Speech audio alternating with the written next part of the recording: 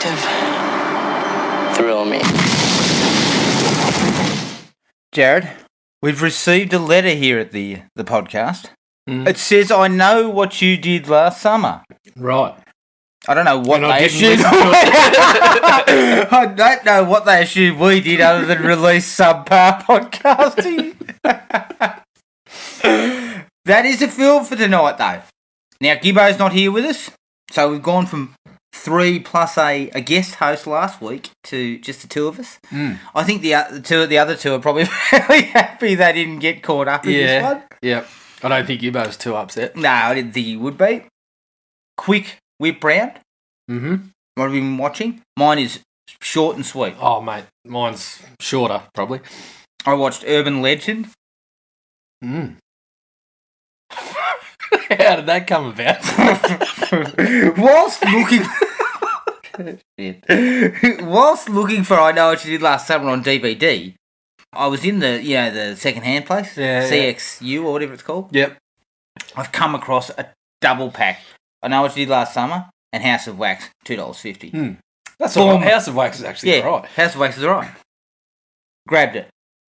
As I'm pivoting away from the stacks, what do I run into? Didn't pivot fast enough? Oh, not quick enough. 3-pack of Urban Legend pictures. $5. Yeah.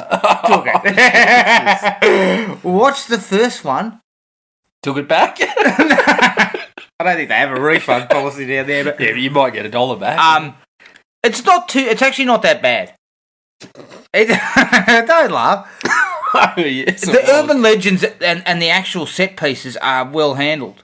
Really well handled. Debatable. Because they used the whole, there's someone in the back seat. Yeah. They used the boyfriend hung above the car. Yep. They also used, aren't you glad you didn't turn the light on? And all of them, I think, are done well, those particular set pieces. They also used one involving household chemicals and cleaning products. Yeah, I believe so. Another good one. Yeah, there's a dead dog, isn't there? Or a dog in a microwave as well. Like, they use a few that I'd never heard of, but you do know of them. Yeah. Whereas the sequels just blithely went away from any of that. Like, the only one I remember in the sequel that was even remotely Urban Legend was the kidney. Well, the third one, they ran out and just decided to base the whole film on an Urban Legend. Yeah, the Bloody Mary, much just Candyman. Yeah. Not great, but no, watchable. The only other thing I did is I actually I read Stephen King book, Mr. Mercedes. Oh yeah, excellent. Yeah. The bloke gets better with age, I think. Funny you say that because I'm currently reading Revival. I'm also currently reading it. Fuck. It's a doorstop next year on that one. Yeah, it's a doorstop. I'm 250 in. Yeah. So I've just scratched the surface on it, but it's a fantastic book. There's no doubt about that. And the movie got a lot of those pieces right. Yeah. But that's it. Right. Okay, so I had one on my last week's list that I forgot to mention actually, which was the New Zealand horror flick called Deathgasm. People aren't taking us seriously. I'm taking the piss out of you, but I'm actually going to go out and say it was bloody good. Yeah. It was very good. Right. Very much Evil Dead inspired, but it was on a budget, I'm assuming. On a very shoestring budget. It reminded me a little bit of Wormwood in that. Oh yeah, way. They dragged every dollar they could out. They did pretty well with it. I would recommend it. I was laughing heartily through the whole thing. I also watched half a season of American Vandal. Oh, I started watching that too. Yeah. It's actually very funny. Like the way that they're playing on making a murderer and those sort of docos. How at the end of each episode, they come out with a new bit of information, but the entire thing is about, did this bloke draw graffiti dicks on cars or didn't he?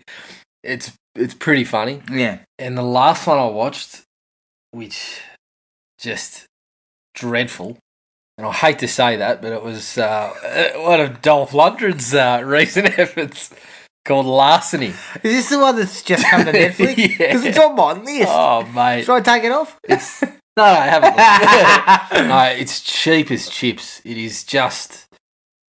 I mean, there's one part where they're in a prison and there's a shot that pretty clearly shows, if you couldn't tell already, that it's just a massive warehouse. You can kind of see in the opposite end, you can kind of see like a massive sort of barn door kind of setup. You can see that it's just a corrugated iron warehouse, basically, and there's some very, very poor directing, like amateur hour stuff, like, you know, getting a conversation from one side and then crossing the line and having a shot from directly the other side.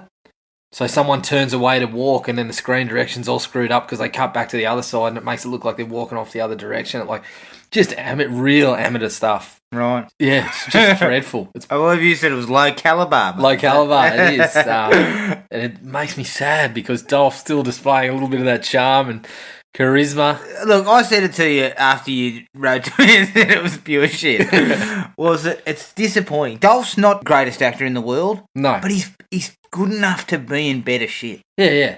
He's ended up in, like, the good thing is he's occasionally busted out of that. Yeah. The Expendables. He's popped up in a couple other little, Aquaman's going to be his renaissance, mate. Well, you just wait. Maybe.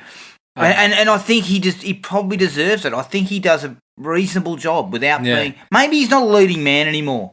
Maybe it's best that he steps back into those character roles. But I mean, the thing with this is, you've got to be a character actor. Well, you can still get a flick that we'll watch and enjoy out of these blokes. Like, I look at Arnie and Stallone in Escape Plan. Yeah. Look, it wasn't great, but I enjoyed it and I had a bit of fun with it.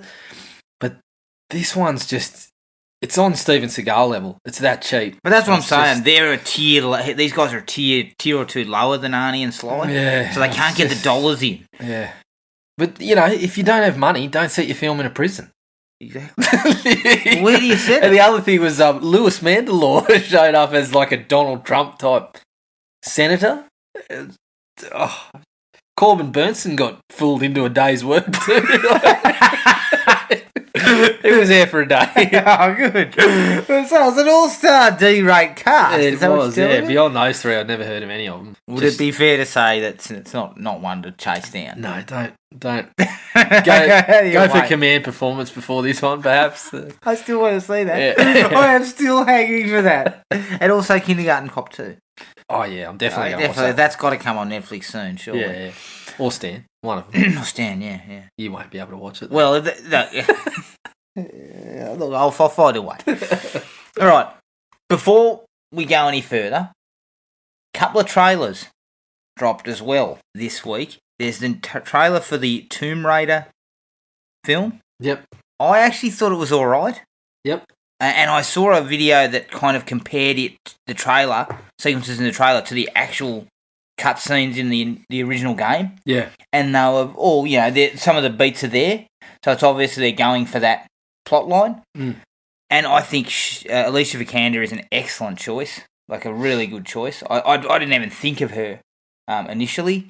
And to see her in it, I think she's going to be really good. I said this the other day. I thought Angelina Jolie was an excellent choice as well. Just the films were shit. So you're obviously up on this one. I'm up. I think I'm looking forward to this. Because it's got a pretty good cast. Like, it's got, I think the villain's that Walton Goggins, is it? Yeah, he's really good. I like him. One of my favourite actors. Yeah. So I'm high-ish on it so far. Yep. I'll just have to sort of get a sense once we get a bit closer to it. Mm. What was your take? Yeah, I wasn't up. I wasn't quite up. I was a side thumb. Probably leaning towards up. I actually heard some things from people who liked the games that were disappointed that she doesn't look more like Lara Croft, whereas me, I thought that was the strong point. I thought the way she looked in those trailers looked bang on the reboot games. Yeah. And as you said, there were scenes out of there which you can just remember playing through them almost. Yeah. So I was up with that part. I think she looks like she could do the job. The part that I wasn't so big on was that the rest of the trailer just looked like it was hard to gauge. It just looked like another one of these generic kind of indie takeoffs, like a National Treasure or it was hard to actually get a sense of what the story's going to be, and it didn't really blow me away, the rest of the trailer. So it was more the visuals, how she looked as Lara Croft and some of those bits from the games that I was like, okay, well they're gonna at least give us the nods to that. So I was happy with that. Yeah. Cautiously optimistic, perhaps, would be the way it is. Look, as far as her casting goes, I was actually very big on, before they'd even when it was first announced, I was actually big on saying, well, why not take the girl who does it in the game? She is an actress. I believe her name's Camilla Luddington or something. She's actually English. she looks the part. Like, we've seen her as that particular character in the games, which, let's face it, they're now blurring the lines between film and... Yeah. And I thought she was excellent in the games. But I can see why they've gone this way, and I think it works. She's a really good actress, and she looks the part. Yep. And I think it'll work in this case. So, yeah, I'm also optimistic. The other one was The Punisher. Yep. The new Marvel Netflix show. Yep. Just the way it was done. It looks dark. It looks gritty. It looks... Yeah. Look, it's going away from the supernatural. Yep. This is the harder edge, reality-based superhero type. And I just love the way it's set to that Metallica song, One. Yeah, that was a very good choice. It's just fantastic. And I think John Bernthal looks awesome in the role. Yeah, speaking of well cast, I think he's perfect. Was just excellent. In Daredevil Season 2, he was just spot on, and I think he's going to be even better. Well, this is the origin of it, isn't it? Of Frank Castle. Well, some of that was sort of played out. So I think it's actually just continuing on from where we were. Okay. But it'll have some of that, because a lot of that was played out in Daredevil. Yeah. So I'm pretty pleased with it. I was very happy with the trailer, and it is. That's the good thing about splitting up these shows on Netflix. Like, they have had their own kind of tone and their own style to them, and I think this one looks just the same, and it's going to be that ultra violent kind of heavy on the action and blood and whatever, but you've got some really good actors and and I think the Netflix shows have been copping a little more flack recently. Some of those ones. Obviously, Iron Fist was not well received. I don't think The Defenders has been as well received as some of the others. Defenders was good. I thought Defenders was good. It had some down points, but I mean, again, Rotten Tomatoes, I think it ended up 70-something. 70-something. So, you know. So, but I'm looking forward to it because it gets away from some of this supernatural stuff and puts us back in the real world a little bit. And I think it might work. But I mean, they've been there. They've done that. But it's the way that they're doing it. Like Luke Cage, for example, wasn't really supernatural stuff. It was just he had his powers from an experiment, whatever. But it was pretty well grounded. It was set, all in Harlem. It was a lot. It barely ventured outside that neighborhood. Didn't have the other characters come in very often. So they've done that sort of thing before. But it's just, again, this is a new style of that ultra violent stuff. That this is the guy that solves his problems with his guns and. It's the counterpoint to Daredevil, who, has to give everyone a chance. Justice has to be served and all this sort of shit. So, yeah, it's going to be... I'm keen as. Yeah, I'm definitely looking forward to it. It looks really good. Yeah. All right. Let's take a break and watch the trailer for I Know What You Did Last Summer. The creator of Scream has done it again. I think he's dead. It was an accident. And the critics are hooked. I Know What You Did Last Summer is an edge-of-your-seat thriller. Oh my God, this isn't happening. It's scarier than Scream. And will make you jump out of your seat. Help him, he's gonna kill us! Hang on for a wild terror ride. What are you waiting for? I Know What You Did Last Summer. Don't see it alone. Rated R. I Know What You Did Last Summer from 1997. Directed by Jim Gillespie, who did the Stallone slasher flick Detox. Remember that? One of your favourites. I've been hunting for that for years. I can't find it anywhere. You I thought it was all right. Raved about the premise of that one. I love the premise. Unfortunately, the execution wasn't there, but the premise is great. I'm still raving about it. It's produced by Neil H. Moritz, who does Fast and the Furious films, Eric Feig, who does the Wrong Turn series, and Stokely Chafin, who did Freddy vs. Jason. It's written by Kevin Williamson, who wrote Scream, based on the novel by Lois Duncan. It stars Jennifer Love Hewitt as Julie James, Sarah Michelle Gellar as Helen Shivers, Ryan Phillippe as Barry Cox, and Freddie Prinze Jr. as Ray Bronson. It was budgeted at $17 million and made $125 million worldwide. Now, Lois Duncan has openly stated that she hates this film because the filmmakers turned it into a slasher film. She especially detested it in the wake of her 18-year-old daughter's murder in 1989. So you can possibly see why she's not overly enthused by what they turned it into. Yep. All right, Jared. Give it to me. Right. So, obviously, we'd had this on the list for a while and we never really got to it, but the opportunity arose because the gentleman over at the Nostalgia Be Damned podcast covered it. Oh, one of my faves. Absolutely, they just ripped the piss out of it. I loved it. They covered it well, and so prior to listening, I thought, fuck, this is my jam. I got to get on this. I haven't watched it in a while. So prior to listening, I watched it. I was like, "Whew, shit!" Nostalgia Be Damned, indeed. Because, just to place it, Scream was obviously the film that got me into these movies. So this was right in the pocket where I was trying to discover everything. I had posters of this on my wall as a teen, and I absolutely loved it. So going back was a little bit of a kick in the teeth for me because it's not a very good movie. It's polished. It looks really good. The setting's really good. The premise is pretty solid for just a teen slasher flick. You can see why they turned it into a teen slasher and a bit of a whodunit. But unfortunately, it suffers from Friday the 13th. If you're gonna have a whodunit, we need to know the who before the last fucking 10 minutes of the movie. If you're gonna place it in that realm, you really kind of need to give us an option to actually pin it on.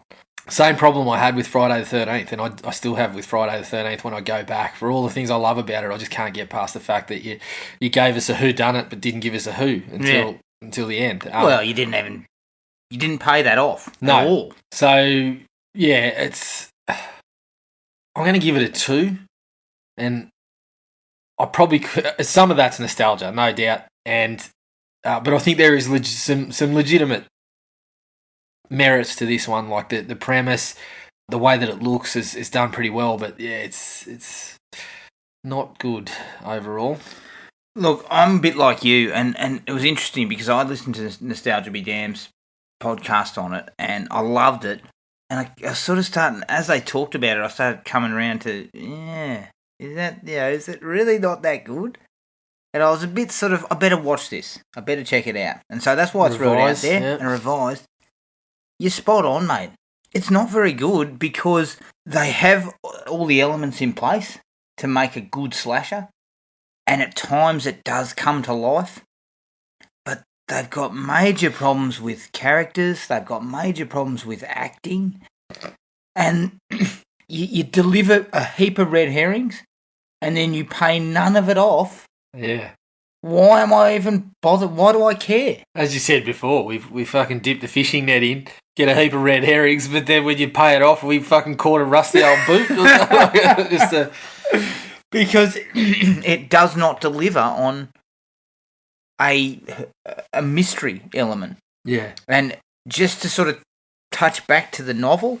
Now, the novel was more of a young adult book. It was not a fully fledged. It was about 180 pages or something like that. It was more for your young adult and teens. Yep. And I believe that it is a similar premise and a similar mystery element, but they do pay it off. It is somebody that they've gotten to know. Yep. And it's not a slasher per se. It's more, things are happening to them. But it's not full of murders. And I think that could have worked, to be honest. But it just gets botched because they decide to go back, to me, the least interesting killer. Yeah, well, it's funny because it is very close to Friday the 13th. Yeah. In the sense that it's somebody that was related to somebody who they felt was done wrong, and so they're taking it out on others. So I'm at 2 as well. I'm 2 out of 5. With that in mind, let's get to the likes. Mm-hmm. I think it opens really well.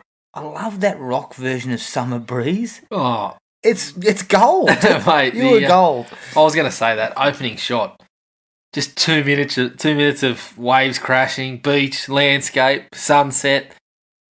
I'm sure there was a bluff. I'm not exactly sure what a bluff is, but I'm pretty sure I saw a bluff.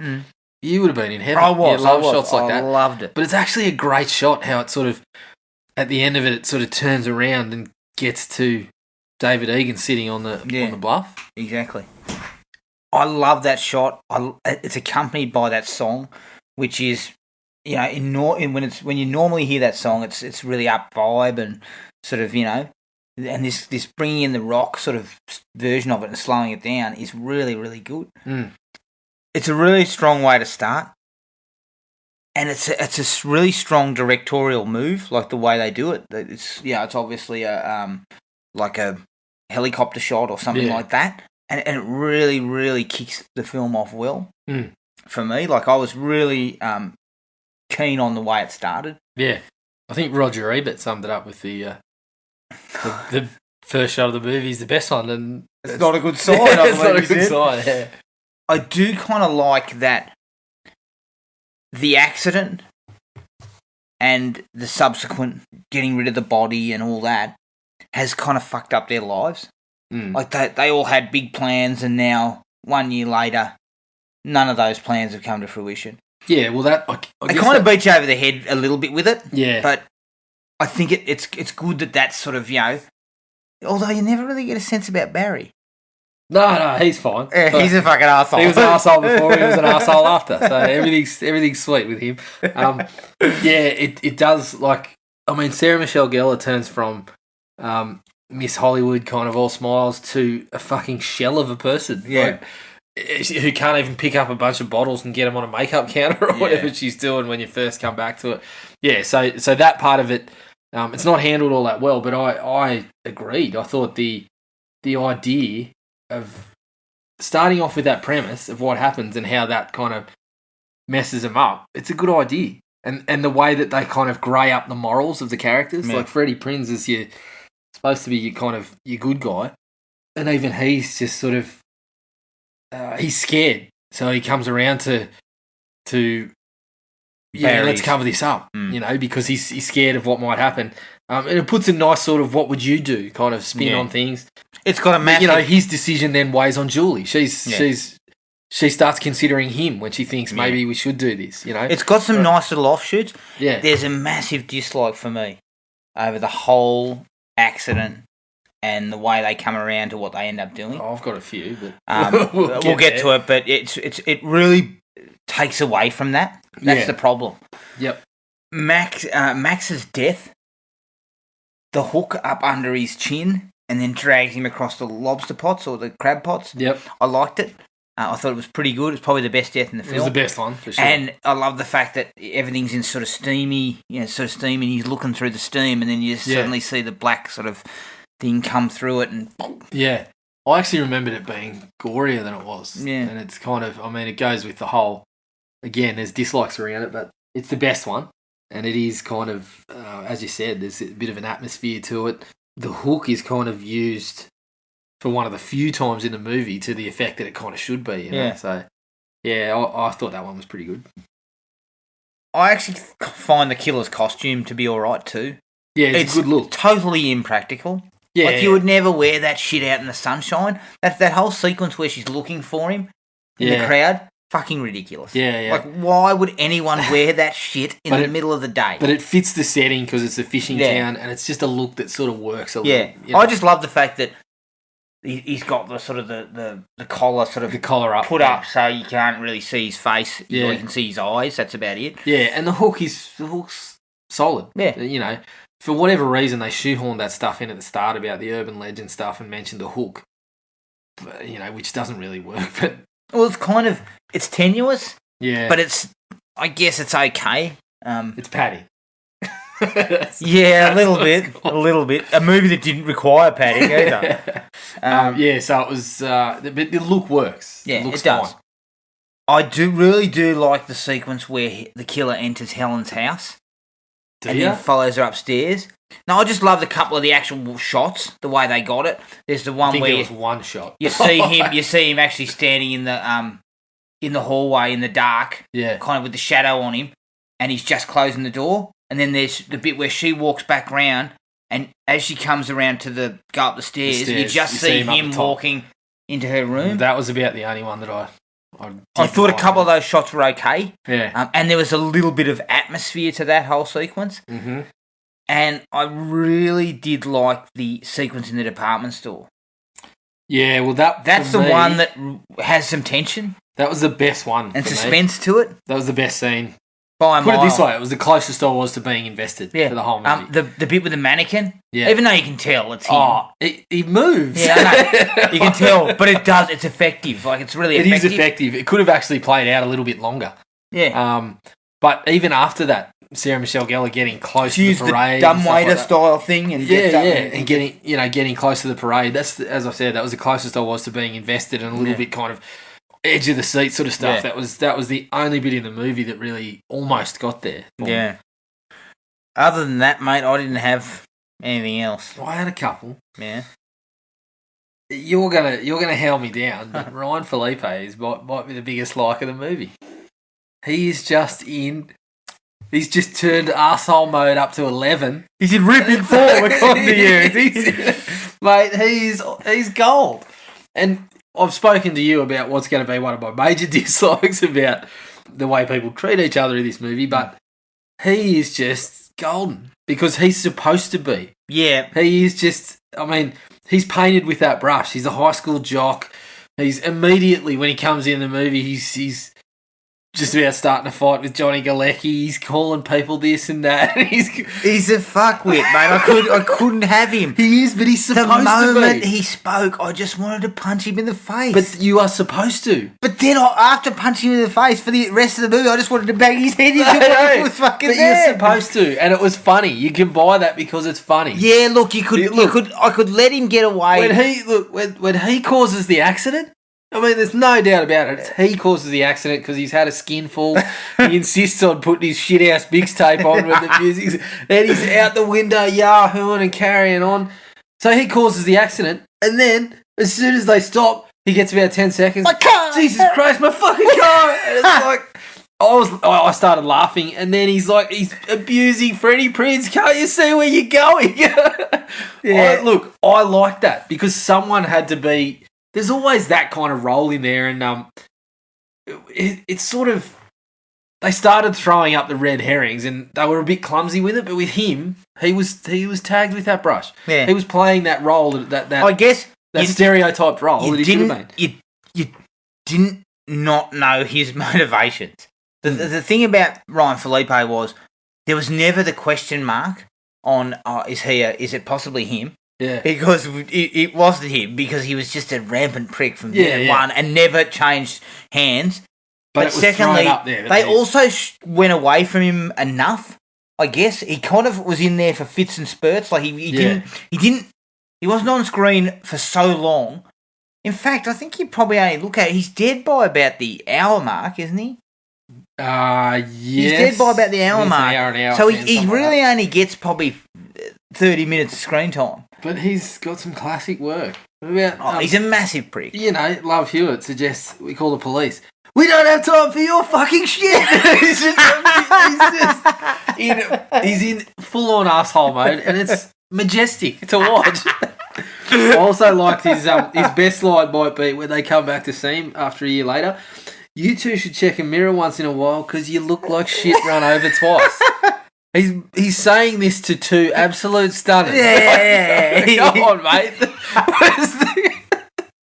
Get some sense. Yeah. He's I was a big fan of his efforts in this movie.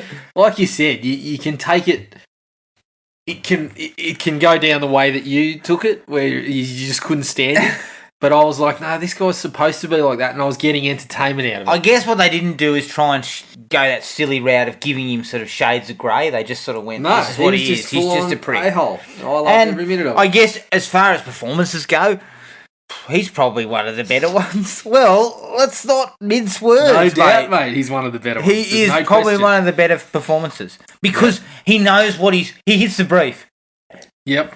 You're a prick. Yeah. All right, no worries. Yeah, I can do that. I can go up. I'll turn it up a notch. As you said, there might have been a little bit of subtlety and nuance. Yeah, look, I think that from directorial standpoint, they could have toned it down a little bit. You're saying he should have come in at about a 7 instead of flying in. He came in at about a fucking 15. He was just going off the moment we first saw him. Yeah, it was good. I actually liked the thing about David Egan turning up dead because it was the one thing that sort of worked as a bit of a Herring? Bit of a diversion, a bit of a herring, somewhat. The fact that he turns out to be a victim himself, essentially, that works for me.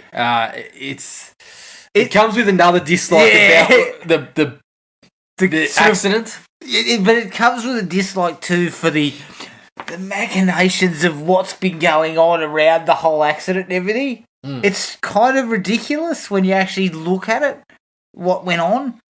But I understand now. I do like the fact that Egan's kind of a herring. Even though you never actually meet him. Yeah. He's kind of he's a shadowy sort of figure in this whole thing. But it's the fact that they think they killed the bloke. Yeah. And then it diverts away from who diverts did away, it. But then you kind of get some ideas. David Egan's the one that was alive after they kicked him in the water, but it's never him at all. Yeah. It's that he was also a victim of the same thing. Yeah. That kind of worked for me when that revelation came out. And obviously they show you Egan at the start, and he's dressed very similarly. Yeah. To the person that gets hit. I've got a huge dislike around the accident. Itching to get into it. Identification of the people involved. Yeah. But yeah, we'll get to that. The last one for me was the way the killer got done in on the rope. Yeah. And getting his hand ripped off. Super convenient, but it worked. Yeah. It worked in the context of things. And also, just before he gets hammered, he delivers that line of, Yeah. When you leave a man for dead, make sure he's dead. And I'm like, that's pretty good. That's you can see that being delivered by a good slasher. So they kind of, they hit a couple of marks there. Let me throw this at you though. It's also good advice for these particular bozos. If you're gonna run some poor bastard over, make sure he's fucking run over him again. Run over him twice. Yeah, what though? Is that ship he's on the Titanic? It's fucking huge. It's a decommissioned cruise ship. She is dead set. She is in a fucking maze down below. Yeah. She said, I've never opened so many doors in my life. Also, I don't know how he had time to collect all that fucking ice when he's running around chasing these people around town. Had to load that up. It's a single man ship. He doesn't have a crew to do that for him. Maybe he gave him the day off. I don't know. You got anything else there, mate? No, that was it. Right, straight into the dislike. It was probably more likes than there should have been. Okay. Yeah, you're looking a little slippery now. I said that Felipe was obnoxious and whatever, but all the characters are unlikable. Everyone's an arsehole. From the main four to all the secondary players, like including Sarah Michelle Gellar's sister. Yep. Galecki's an absolute bozo, that bloke. He's a cock. My favourite is Anne Heche. Yeah. She is made an asshole because she's being assholed by the two assholes. Yeah, I know. It's really...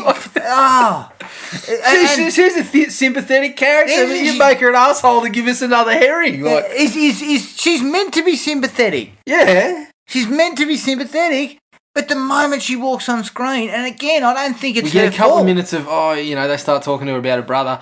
Next thing you know, she's leering into the car window. Oh, funny how they, funny how cars start. And then the second time we meet her, she's coming at them with a knife and stuff. Get off my property. Mighty, you've botched it. And looking like a distant cousin of the Sawyer clan or something. Yeah. Shit hanging out there. Well, they've made her so, they've made her so sort of frumpy. Yeah. And you're supposed to sort of be on her, not on her side, but you're supposed to care about the fact that David Egan, who was her brother, was it? Yeah. I mentioned Felipe worked for me because he was painted with that brush, but he was never anything but. Didn't have a nice line in the movie, the bloke. But Johnny Galecki, he gets a bit of treatment, and you're supposed to think, he's the school kind of outcast or something. But quite frankly, his approach to Jennifer Love Hewitt initially is fucking seedy and creepy. Like, you deserve to be told to piss off if that's how you... she's basically said, no, I don't want to drink, no, I'm not... You can't take me out.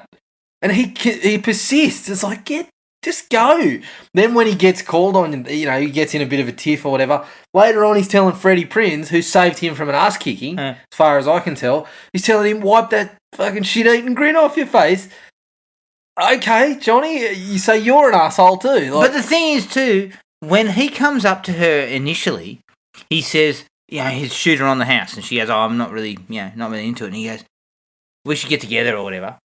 And before you go, and she goes, "Oh, look, I won't have time." And he says, "But we've been friends forever." And I'm like, I'm not getting any of that. No. I'm getting you barely met. You met tonight. She's doing everything bar looking at Sarah Michelle Gellar, giving it the... He's come over going, "Oh, yeah." Leering and looking down at top. He's like it. He's fucking drooling and... Hey, Julie. He craps on about how they've been friends forever, and I'm like, it doesn't come across that way at all. And again, it could be poor direction because there's plenty of it. But the bottom line is you don't sell the fact that Galecki and her know each other. Yeah. The other one for me too, the most egregious for mine is... We go with the big words. Love Hewitt's an asshole. Oh, yeah. She comes back from town a year later and she's a prick. Her mother's flat out asking, "Are you on drugs?" Because you're such a prick. She got, when Freddie Prinze, who is just kind of hanging around at this point, he just kind of latches on again and he's kind of harmless. He's just hanging around. I don't know what he's doing there, really. Neither is he. He says, she says, "I don't blame you, but I don't want to know you either." Like, do we have to go straight out into just... We're supposed to like somebody in the movie. Yeah. Like, you're supposed to like her. Now, I understand why we're getting to this point that they're kind of unlikable because they're all sort of jittery on edge and everything. They've all been changed by this. But as you said, it's too much. Yeah, it's way too much. Yeah. Way too much. The other thing is, why didn't Julie she gets the note saying, "I know what you did last summer." Shit. All right, I'm Mum and Dad. I'm just going to stay for a couple of nights. Then I'm going back to college. A couple of nights. I'm hot footing. I'm just fucking packing a backpack and running out the door. Case closed. Oh no, that's right. You get a trip to the Bahamas. Yeah, that's right. I'll catch you next summer in another town. Bahamas, preferably. Now, the dialogue is pretty poor all round. Apart from Felipe's carry on. Well, before you get into that, I had an extension of the arseholes. Okay, you got an arsehole twist. Yeah, I got a twist on the arsehole. I got a twisted arsehole. Basically, as I said to you, it suffers the same thing as Friday the 13th with the setup that doesn't pay off. But the extension of that is that's why some of these characters are assholes, and no other reason that I can see. I mean, make them the potential killer. To make them like Johnny Galecki. That's A1 example. Bridget Wilson. I mean, she's just an absolute bitch to Sarah Michelle Gellar. Okay, so you're sisters, but we don't get a sense of any reason why you are being a bitch, and we don't get any sort of moment where you might not. You draw your own conclusions. Yeah, but there's another one like when they first meet up a year later again. Yeah. And Julie comes into the shop and says, I need Helen's New York number. Oh, she's over there at the counter or whatever. While they're talking, Bridget Wilson, there's a shot of her sort of hovering, walking off and giving a dun dun dun kind of look, staring at them. And I'm like, okay, so that's why you made her such a bitch. That's another herring. Because only a bitch could kill someone. Yeah, exactly. That's right. And as I said, Anne Heche as well. She was supposed to be somewhat sympathetic, but she's Leatherface. You know? I don't get it. I don't understand why. There's got to be something in there there's got to be a character in there that we don't think is the killer at some point. The problem too is you draw your own conclusions on these characters. Yeah. Like I drew the fact from Bridget Wilson was that she was jealous of Sarah Michelle Gellar. Yeah. But the problem is their opening conversation is just one bitch to another. Yeah. It's kind of like, so who am I supposed to care about here? Yeah. Which one do I like? Yeah, which one do I like again? None of them. Yeah. And then over comes Johnny Galecki going, who's interested in a date? Yeah, come on. Johnny Galecki's the bloke from The Birdie. Yeah, Glazer. But you know what? The problem with Galecki too is, why didn't we get a better opening sequence? Yeah. Where we get them perhaps having a chat. Yeah, I mean, if you got his kind of firing up at the blokes, after that, you get it. Okay, he's been treated like shit by these guys. Yeah. But the way he comes into the movie, you think he's lucky Freddie Prinze didn't deck him too, because he was just leering and lecherous kind of behaviour that was just and his whole he doesn't even sort of deliver a line that's not that with that, again, as you say, he might be the killer. So he's got to be this kind of off-kilter, not quite, we're not sure if he's a good guy or not. Yep. But he's never a good guy. No. He's never got any good traits. No. So I can't go, well, no, it can't be him. It's stupid. Like, it's so stupid because all these characters are just mongrels. So I don't even care. Exactly. If one of them was the killer or not. But the dialogue, I mean, it's bad. And we're talking about a guy who wrote Scream, which is so well written. Yeah. You can just tell that this was written beforehand. Yeah. And I think the point's been made previously is it's that Scream made fun of all that stuff. And this is what it was making fun of, basically. You know, all those tropes and, you know, those quirks of horror movies that we get that you laugh at and just think, that's so stupid. But you love the genre anyway. That, you know, that meta stuff in Scream was all this. But the problem too here is that there's no wit. No. There's no wit. But there's not even quality dialogue. There's not even any iconic real good lines. Yeah, there's no conversations that have me invested in anything. And it's a real bummer because the bones are there. We said that. The bones for an actual reasonable slasher film with a stronger plot were on offer. Yep. But this sort of shit we've just touched on two of the bigger issues. The characters are rubbish and the dialogue's no good. So how can you have a movie that succeeds in that fact? Yeah. I mean, people will go, but the Friday the 13th films, they don't have any good characters. We're not there for them. We're there for Jason. Yeah, but some of those don't succeed anyway. Yeah, that's right. But we're there for Jason. Jason's iconic. Yeah. This dude in the fucking slicker's not iconic, mate. He's not quite there. I also never really noticed how tame it was. Lacking a bit of gore? Oh, it's lacking a bit of gore, but it's just, I mean, what it could have done was, what it could have done with was a few more kills. It could have been punched up in a couple of extra peripheral characters, a couple of extra assholes hanging around the scenery that just got knocked off here and there. Because there was stretches where, as you said, you were just suffering through the dialogue and they were trying to figure out who was who or whatever, and it just didn't work. The whole sort of Billy Blue stuff that was thrown in there. I've got really ripped at a new one, mate. You wait, that is going to get some real pepper. So yeah, it probably could have done with a bit of punching up of just peripheral characters being knocked off, or possibly. But yeah, maybe the rating, because even Johnny Galecki's stuff was shot in a way that you barely tell the blood was red. As you said, some of that was for atmosphere with the steam and whatever coming out, but some of it was just to cover up the sort of brutality of what was going on. Well, Sarah Michelle Gellar's is the classic one.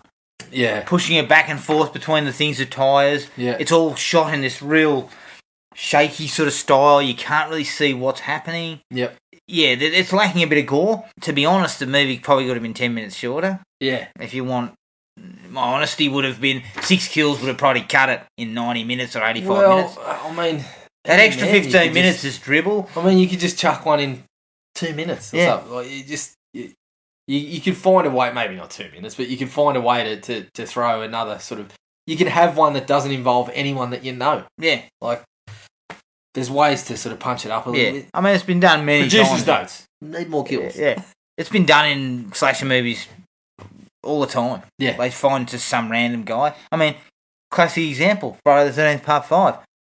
The guy who's cleaning the hen house and jerking off in the fucking bushes and gets killed after like 2 minutes. We don't even know who he is. I don't know about classic example.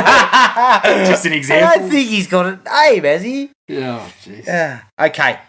This is where I get real. You have to swallow a lot to believe that you would take the approach they take after hitting Ben Willis on the road. Yep.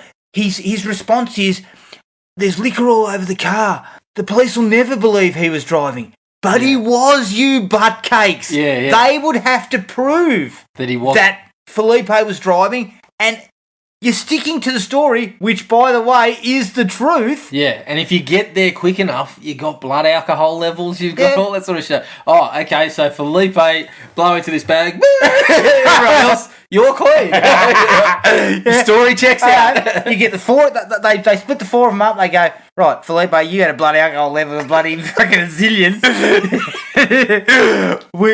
Were you driving? No, the person who was driving was Ray. Ray had a blood alcohol level of 0. It's the truth, though, you dick sticks. What a fucking story, you idiots. God. The other thing, too, and again, the guys at Nostalgia Be Damned had a big problem with this one, and I was just, when they mentioned it, I was just like, yes, thank God you got on this one. But it's manslaughter. We're all going to fry. No, you're not. If it's fucking manslaughter, the driver might be in some strife. The rest of you are probably going to get off. Unless you decide to dump the body, then you're all crooks. At that point, you've all decided to conceal. You have gone up to murder. You've actually gone to murder because, by the way, he was still alive when you pushed him into the water. So you guys double down. You say, no, we don't want manslaughter, we want fucking murder. We want murder. You trumped up your own charges, you fucking idiots. But you know what the other thing is? The guy was walking across the fucking road in the dark. No jury in the world is convicting you of manslaughter. Especially if the story, which is correct, checks out that Ray was driving. Yeah, exactly. It's fucking open and shut. This movie's over in 20 minutes. Yeah, it's an open and shut case. Sorry, you idiots made the wrong call on that one. But you dumped the corpse? The other thing I like... He wasn't even a corpse. What the fuck am I saying? Oh, my God. The other thing you... well, that's the other funny part, bringing up the end of the movie, too, when we finally get it revealed that it's Ben Willis, and he goes, shouldn't you kids be out, doing what you do, murdering people? Yeah. And I'm thinking, mate, you're alive.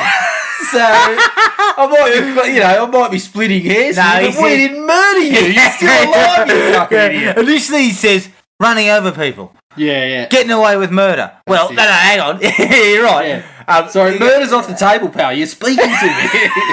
We're getting away with manslaughter. All right, fuck. Hit and run at a minimum. Look, I'm not expecting a smile and a handshake to fix this up. We're all moving on. I'm beside myself here because not only have you guys gone from manslaughter to murder, but you've also got hit and run on the table too. You've got them both. He's kind of, as I said, it's... leaving the scene of an accident. There's fucking 1,000 charges. Kidnapping and assault. It's sort of... you cocksmokers have gone... These cocksmokers have gone from one charge that easily gets bartered down because it's basically an accident to murder and half a dozen other charges. Accessory to murder. Fucking, what do they call it? Bloody... Yeah, well, get yourself a good lawyer and you're not even looking at time, Freddie, you idiot. I don't have money. You don't need money. You just need to go to the cops and fucking get your alcohol level taken. Coin. Mate, they could have Johnny Cochran at the other side of the coin and he's not even taken that case. Yeah. He's gone, what's that? You pleaded to murder, that's a day's work. You stupid bastard, you went up. The other funny thing too is Helen is when someone mentions it's a deer, she says, I hope we didn't kill it, like she's racked with guilt. But then when they discover it's a person that is, they think, killed, she couldn't jump on the dump the body wagon quick enough. Oh, it's not a deer, it's a human. Oh, lucky. Fucking hell. Oh, thank God for that. We might have been up with deer slaughter. Oh, man. The other thing, too, is his face all busted up. Yeah. We don't see any scars on him later either. How did we not establish that it wasn't David? I established that just from the 2 seconds that we got him laying on the side of the road with the blood all over his face. I was thinking, that's not the same bloke that was sitting on the cliff. It's supposed to be. Oh, my God. It's So, look, once they saw the yearbook photo, I would have thought someone would have nudged someone else saying, "We sure that's the same bloke?" I mean, even if we hit him with a car, Oh, look, I think doesn't age him 50 years. I think it was him. He just looks 25 years older and 3 inches taller. I think he might be 25 pounds heavier. Yeah, look, when we hit him, semantics. when we hit him, it might have stretched him out. He looks a bit taller. It's a shambles. It is a shambles. Yeah. And you have to swallow so much to take that in that I think it would have been better to believe they had hit somebody, but they could not be sure, and they didn't dump the body, but it still fucked up their lives. Yeah. Do you know what I mean? The body was, or that they hit it close to the edge on the other side of the road. Went off the cliff. It went off the cliff, or they thought it went off the cliff, or something like that. It might have worked a bit better. The other thing that I've got an issue with is that you're telling me that they checked the bloke's pulse, they carried him to the car, drove to the pier, which is presumably a couple of minutes. And he didn't wake up? Carry him down there, and they got no hint he was alive. No breath, no nothing. Did he go, I was going to say, if I passed out for 5 minutes, minimum, I'm cutting one. Somewhere along the line, you're going to know I'm alive. So I think the corpse just cut one. You got to the other figure problem it out. too is that sequence where he grabs her the crown. Yep. It has, quite frankly, I started laughing when she goes, "Oh shit, my crown!" and it cuts to a shot of his hand going and disappearing. Yeah. And I'm thinking, "Fuck you, you prick!" But the classic old jump scare too. This is a bloke that's been run down by a car and fucking passed out for 45 minutes, Now- and he goes and lunges instead of waking up going, "Oh shit, where am I?" Jared, I watched a show the other day called An Hour to Save Your Life, which shows fucking paramedics dealing with people on the spot after a car accident. Yep. The bloke had a fucking busted pelvis, he was bleeding internally, and they raced him to hospital. He was on the verge of death. Yeah. Are you telling me that this movie's trying to say this clown and he got hit hard? He got hit. He went right over the car. So yes, what I'm saying is that if he lunges, he's at least going, "Oh, my broken pelvis." Yeah, I'll get you out of here when I'm fucking when I've had my bloody pelvic bones all pinned together. Oh, good God. Yeah, it's a lot to cop. Even for like these movies are the ones where your disbelief has to be strangled, put in a box and sat on.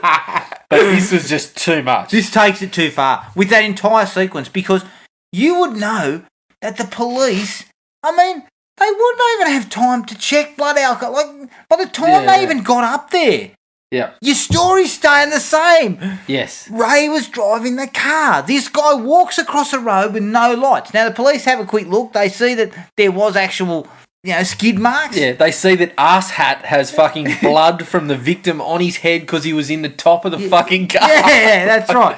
So, it's too much to swallow, and it's really badly done. And it does away with anything. And to have him say, "Oh, they'd never believe he was driving." Why not? He was! Yeah. And as you said, if you've got 4 people that were there and everyone's story is straight, the burden of proof is on the police. Yeah, they've got to make it. They've got to have something that says, "No, you were definitely driving." Exactly. By the way, we've also got Max.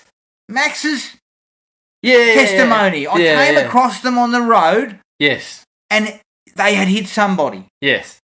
Oh, Barry was driving. By the way, Bazza was all over. He's going to burn. Okay.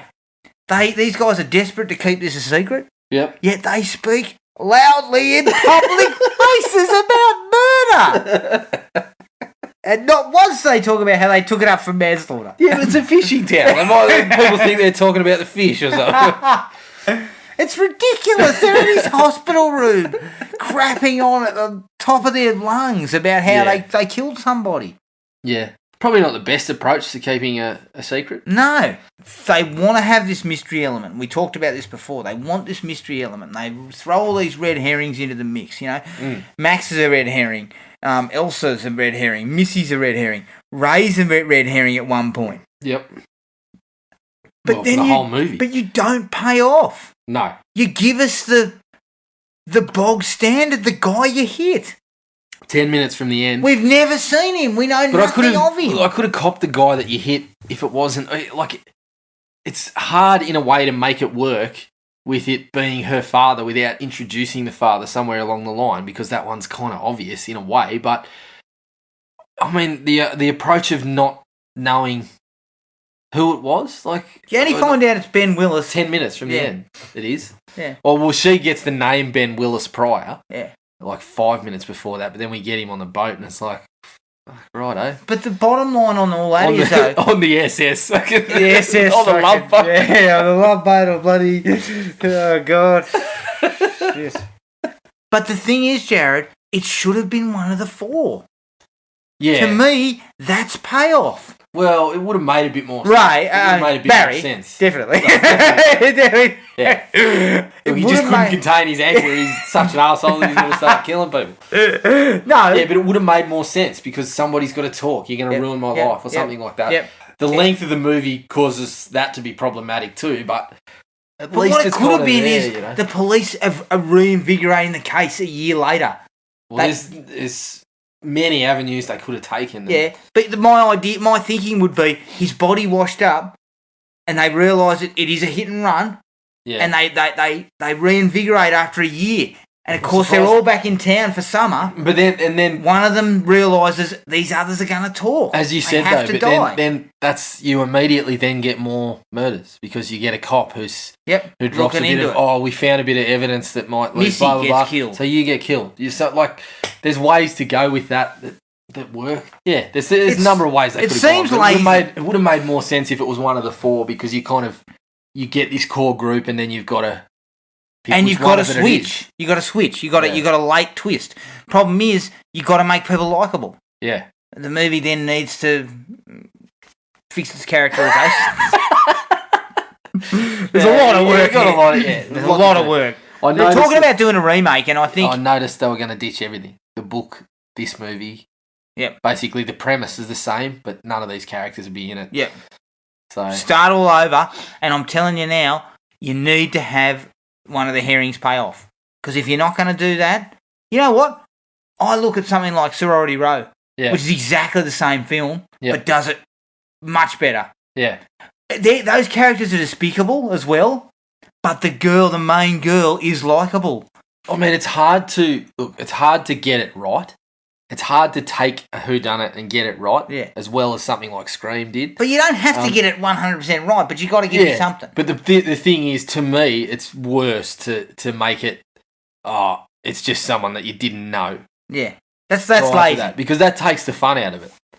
It's like unless you're just throwing out random theories of it could be her dad. Well, fuck, if it could be a dad, it could be fucking some other bloke's brother or someone else's. Put it this way, there could be other people. If it's not someone that's in the movie up to that point, I'm disappointed. Friday the 13th was you got away with it because it was 1980 and what they were actually selling. Effects piece. What they were selling was it was essentially a exploitation. Yeah, exactly. And they were selling the special effects. Yeah. Right? 1997, after quite possibly the best slasher movie ever, delivered the year before with an ass-kicking ending that nobody saw coming. Yeah. And you deliver this a year later, written by the same guy? Yeah. No, not good enough. Just not good enough. It's basically laziness. Right. Tell it like it is. There's a whole sequence, and this is what I mean about this whole red herring stuff. That entire sequence with Missy, the first time we meet her, it's daily exposition, mate. Yeah. The whole scene exists to explain to us what happened to David Egan. Yeah, and as I said, this woman's supposed to be sympathetic. These people have attempted to break into her house. They start talking about her brother, who we know that who we think is their brother. They've killed him, or half done the job. They broke his pelvis and then drove away. But then as I said, they turn her into an a-hole as well. So it's all muddled. Yeah. It doesn't. The herrings, I could do with somebody being in the movie that has, more than 2 lines of dialogue that isn't a herring. Yeah. There's got to be somebody there. There wasn't, though. No, there wasn't. And I think, unfortunately, the whole reasoning behind how it happened. So, David Egan killed Susie Willis in a car accident. Then Ben Willis killed David Egan. Yep. And then they ran over Ben Willis. I mean, it sounds absolutely preposterous and ridiculous. Preposterous and lots of coincidence involved. But it, and I just think it. I don't like. I mean, I'm not sure if the word convoluted is the right thing, but it just seems to be. It's too much. Like, it's a slasher film, for God's sake. Yeah, look, see, I liked it because it served that purpose of, at the end of it, it's like, oh, shit, it wasn't David Egan. Yeah. Although we kind of suspected because David Egan wasn't the 50-year-old man that was laying in the middle of the road after the, 20-something man sitting on the bluff that didn't look like him. Speaking of convoluted. I thought that, story-wise, that was the one twist part of it that actually worked, especially in the absence of someone who actually did it. I thought that was the setup for the knockout punch of here's the killer. Unfortunately, there wasn't a lot of knockout punches that landed. That was a quick jab, and then you got a swift uppercut yourself, and 2 minutes later, you're done. I must say, the whole Billy Blue situation is just fucking nonsense. It is nonsense, and the fact that we wait 20 minutes to hear, and then we hear Sarah Michelle Gellar going, maybe Blue's not his surname. Of course it isn't, you fucking idiot. The moment she said it was Billy Blue, I'm going, that's been made up. You can hear him saying it too. What's your name? Oh, Billy Blue. It's just, it's another one where it seems like some time should have been taken up with them tracking down Billy Blue. Yeah. But none of it was. No. But the fact that they're 20 minutes later going, I don't think it's his real name. Are you serious? You spent 20 minutes thinking Billy Blue's a possible suspect in this crap. You think it's a And then they see his boat, remember? That's right. Oh, shit. Are you kidding? Oh, man. Yeah, it's pretty poor. And look, just to get to Freddie Prinze, I know we touched on the acting, it pretty much is pretty bad all round. Felipe gets his bits in because he gets the job done. But he's allowed to go loose. He's just allowed to cut loose. Yeah. Jennifer Love Hewitt's probably the next best in a pretty average cast. Yeah. Although I think if Anne H had been given a little bit more sympathy, she would have been all right. Yeah. But Freddie Prinze, I love the man. I do. I love him. And in the right role, he can be okay. He's atrocious. He's atrocious. His delivery at times is... What's your favourite line? My favourite line was, without question, I got a letter. Did ya? Well, I can tell you it wouldn't have been from your fucking acting agent. Yeah, he's really robotic, and there's no real... Like, I know this is not a character piece, because it's not. It's not very well done, characterised at all. But he just does not help it. No. Because he's acting so off. It's just not quite there. And Sarah Michelle Gellar's pretty bad too, to be honest. Look, as I said, she was okay for me, and she was the thing... The issue for me was the whole... The change in the character was just... on the nose. Yeah. Like, she's supposed to go into a shell a little bit and whatever, but it was just one extreme to the other. But yeah, it was hard to take because the worst lines are at the times when you kind of needed them to be good to sell some, as you said, pretty average dialogue. When the dialogue's average and the delivery is worse, it's not a good mix. He's actually better in the sequel because he's kind of just like, he's just down the line kind of all business. It barely has to be in it, but he's more serious. Yeah, and he delivers better in the sequel. Is rubbish. Even though he didn't want to be in the sequel at all. Really? But he's not good. He's not good. No, he's not. I just think the last thing... I know that in slasher films, Fuck, I've got about 10. No, sorry, no, I haven't got to my last. I'm close, though. I know that in slasher films, the old cleaning up a crime scene quickly and removing blood and evidence is always on the cards. But this one is just world class. He's all time. He's steam cleaned that fucking boot. Yeah. There was water everywhere. Yeah, water, blood. And you're also supposed to cop again that nobody saw him when a second after she opens the boot, someone's fucking steaming past, going, "Boo, boo, boo, boo, get off the road." You don't hear anyone, but you can imagine that's what they're doing after that. But also, where's he putting it? Well, I wanted to see, in my head, I'm going through. Someone's walking the dog, and here's this bloke in a slicker picking up a body. Oh, don't just fucking stand there. You just make yourself useful and grab a couple of crabs at least.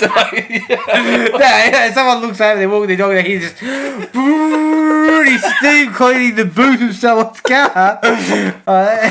But he also has the good sense to place back everything that was in there as it was before. They don't even open the boot and go, "Oh, smells like seafood in here." It is. It's pine fresh in there, mate. He's out of one of those little bloody trees, that smell good. It's like he's been down to Car Lovers or something. Yeah, but he also does it with Barry too. After he offs Barry, he manages to... Oh, there's a small dollop of blood. Oh, not much. The cop doesn't see it. But yeah, that was kind of... The funny thing about that one was... In the absence of anything really iconic, that was the iconic scene. Oh, the body's disappeared and she's yelling, "What are you waiting for?" Or, when you watch it back now, it's like, that's all you're thinking of. How did you get that done? Yeah, it's tragic. It is tragic. It is. It's pure tragedy. Because... The other thing too is, it's a wide open street. She's got to run. But there are houses both sides. Yeah, she's running a fair distance though to get... to the side of one of those houses, and the houses are spaced apart. There doesn't seem to be a lot of fencing.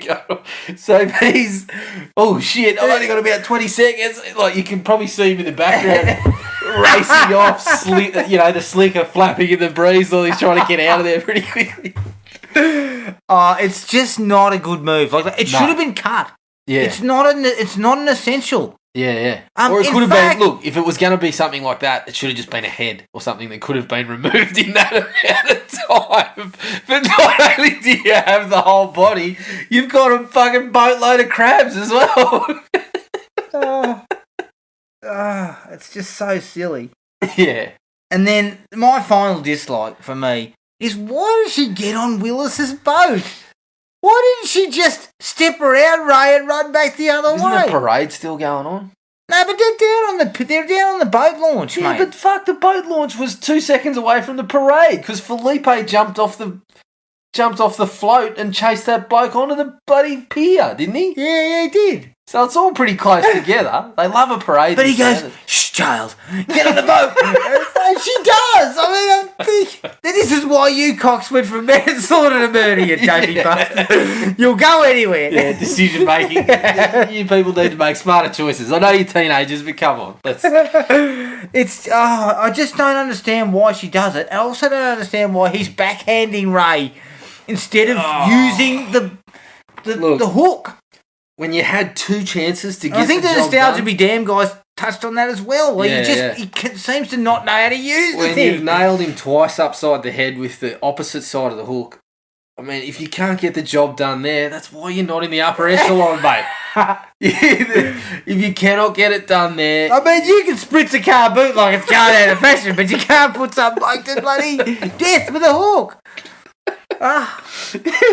Yeah. Not good enough. Not good enough. What else you got? I got a few. I got to backtrack a bit, I suppose. I probably should have jumped in a little more, but one of the things that got me is when Felipe's running down the street after he's being chased down by the gym. It's another case of just not... to me, it's just poor directing.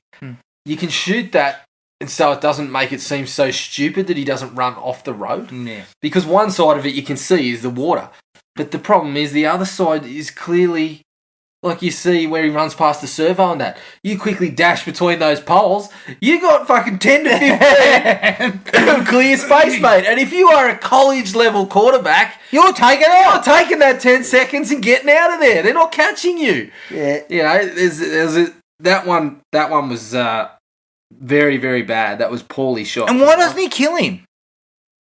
I know he's messing because with them. if he killed him at that point, we would have only had 3 characters for the next half hour of the movie. I mean, the problem is he toys with them, and this is where the novel's teen roots sort of come in. Yeah. This is what the novel did.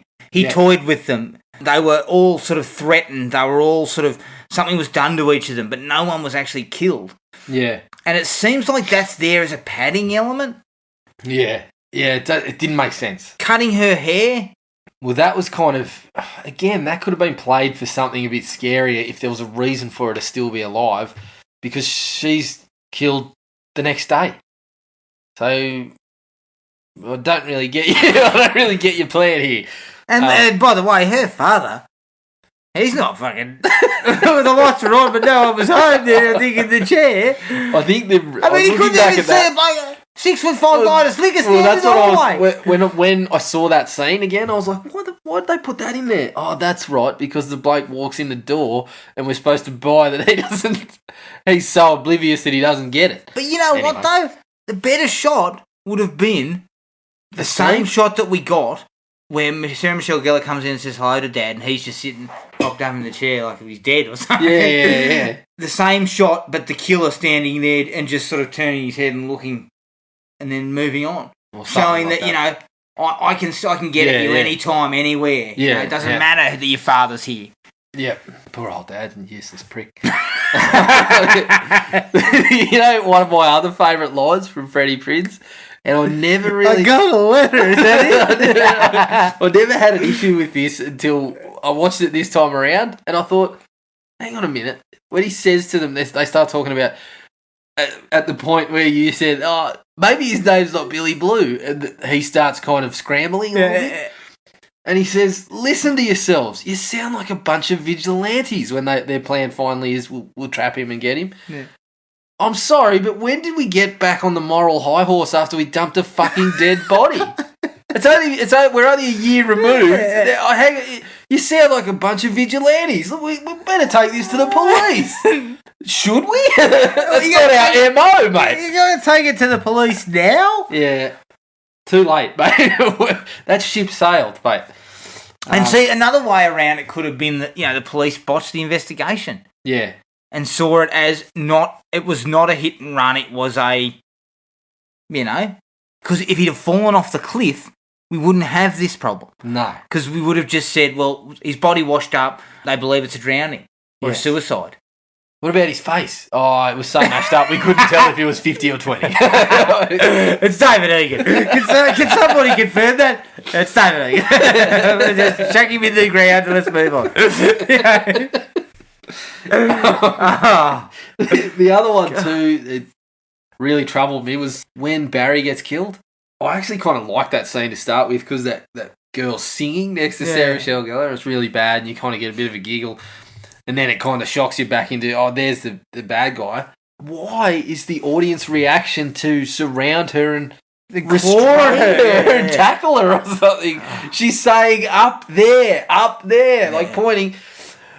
Sorry, nobody's looking up there. They're just mugging and kind of trying to wrap her up for some reason. Man, and then the cop strolls in. What's going on here? And of course, he turns out to be an ineffective bloody buffoon as well. Later on, he starts crapping on in the car to her about something. Yeah, I can't remember what it is. The hook-handed killer or something. That's right. Yeah, he's just being a flog. Which is, no small feat amongst this lot. To stand out as a flog amongst this bunch. You're right up there, mate. Oh, man. Yeah, that was... I had a real problem with that one. Anything else? No, that was really... Oh, the stinger at the end. Bullshit. That was real bullshit. We sort of knew it was coming, and I still know. I was thinking, oh, yeah, that's all right. But you know what? You didn't need the stinger. You still had the open ending because the bloke says, oh, his body will wash up. I was going to say, did you people not check again that he was actually... His body will wash up. They always do. Yeah. And it should have just been left there. Yeah. Or, just a shot of the slicker on the beach or something like that and some hand picks it up. I don't know. There's ways to get around it without that rubbish. I had one and I think they just sort of retcon all that, don't they? For the sequel, it's kind of like she's having bad dreams. Yeah, but then they do the same thing. Oh, that's right. And then Brandy's in her closet. Yeah, in the middle of the night, getting clothes. It's like 2 o'clock in the morning, and I've been involved in a mass murder investigation last year. You insensitive prick. No, the last one I had. Oh, by the way, just sidebar. I think Mickey Pfeiffer's a bigger fuckwit than Barry. Yeah, Barry's sequel. funny. Mickey Pfeiffer's not as funny. Fucking terrible. Yeah, the last one I had, and it's kind of not really I guess it shouldn't be specific to this movie, but it was kind of problematic when I looked at it, was the scene on Dawson's Beach where they're, talking about the hook hand. Talking about the hook hand, that, and then they sort of split off and, Jennifer I'm going to hook you. Oh, my God. When he runs up behind her. But Jennifer Love Hewitt sort of sits down and kind of, starts stripping off. And Freddie Prinze goes, "Are you sure?" And I looked at that and I thought, I get what's going on here. This is the classic Hollywood, he's the good guy, so he doesn't want to rush her into sex. But when you watch it in this context, I'm sitting there going, okay, so we're supposed to believe that the good guy is the one that asks for consent. It's fucking troubling, mate. It's very troubling. Everyone else just takes it. I looked at it and I was like, oh man, that's really bad in hindsight. Like just looking, not even in hindsight, just, looking at it with fresh eyes. Looking at it in context of today as well. Yeah. It certainly doesn't look good. Yeah, and I get where it came from. It was always supposed to be, it's a classic Hollywood staple. I don't want to rush you and all this sort of stuff, but that particular wording... They could have just gone for exactly what you just said. Yeah. I don't want to rush you. You know? Yeah. But to say... I'm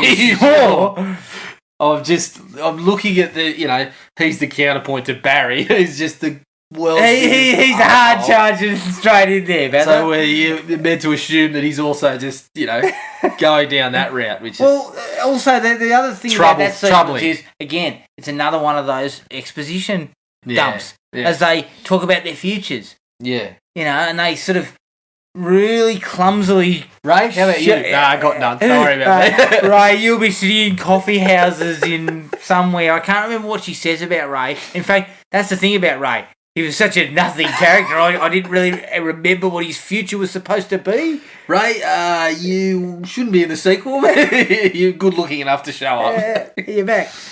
All right, is that it? Yeah, that's me done. Yeah, I know what you did last summer. Very disappointing.